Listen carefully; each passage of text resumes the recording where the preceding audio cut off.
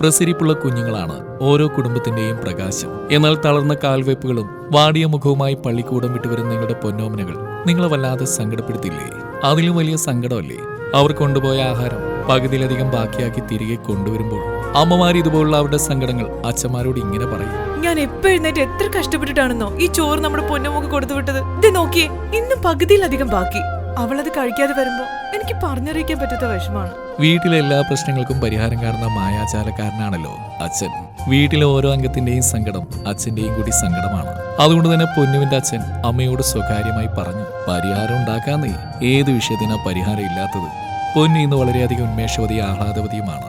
മക്കൾ തൃപ്തിയോടെ കഴിച്ചു തീർത്ത ആഹാരത്തിന്റെ കാലിപാത്രങ്ങൾ കാണുമ്പോൾ നിറയുന്നത് മാതാപിതാക്കളുടെ മനസ്സാണ്.